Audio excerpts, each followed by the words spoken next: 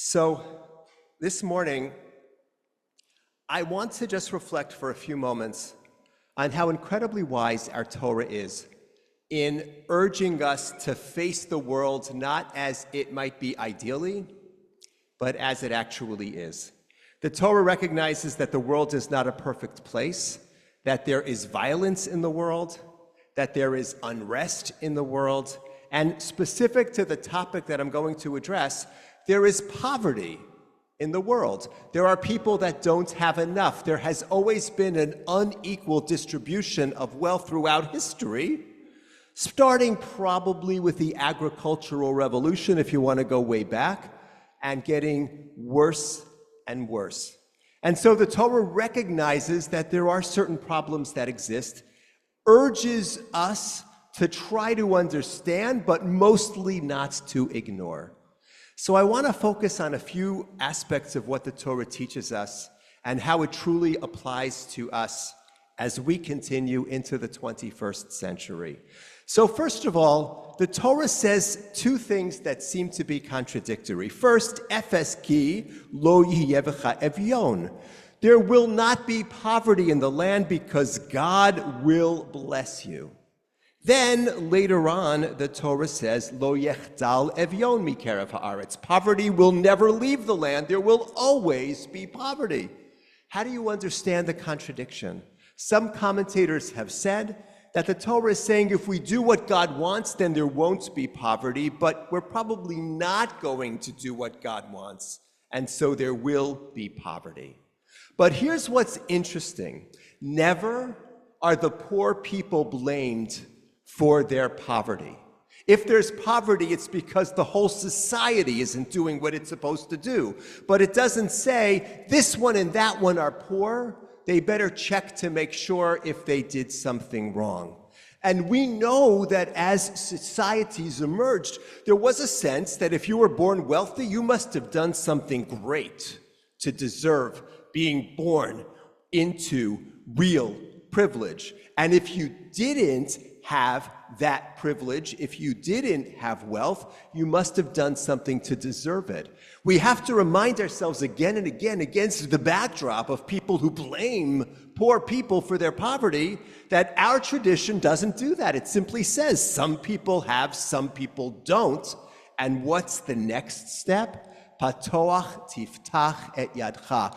Open up your hand. Open up your hand to your brother and your sister and to the strangers who are living in your midst. So, number one, the reality exists. Number two, we don't blame the people who are suffering. Number three, we have an obligation. Now, the fourth thing, to me, is fascinating. Our ancestors understood human nature. Turns out, every seventh year, according to the Torah, debts are canceled. So, Torah understands, why am I going to give somebody a loan in year 6? I might never get it back. Torah understands that people might want to do the right thing, but they don't want to do the right thing at their own expense. And so we are told, don't be a bliya'al, don't be, how do you translate? Not a nice person. Do not say to yourself, because I might not get it back, I'm not going to give the loan, I'm not going to help out. Recognize that God has blessed you for this purpose so that you can help.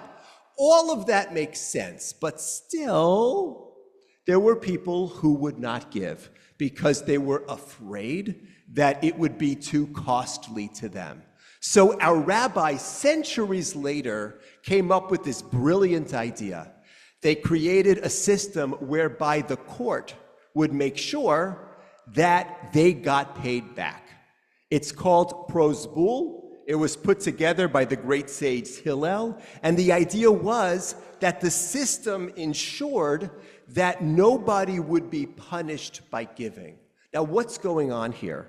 What the Torah, in its written form, and the later rabbinic interpretations are trying to do is to say, we want people to do the right thing, but we have to make it as easy as possible for people to do the right thing. In other words, you have to take the ideal, but you have to understand human nature.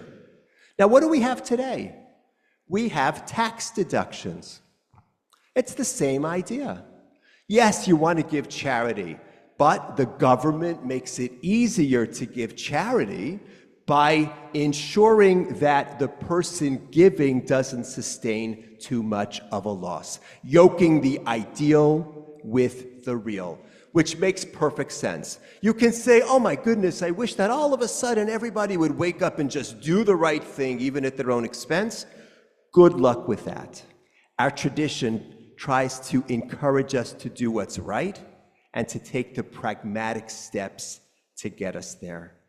So, in this day and age, when everything is polarized, when people are blamed for things they didn't do, much less being responsible for the things that they actually did do, it is important to understand the Torah's teaching that we don't blame people for the situation that they might find themselves in when they are truly not to blame.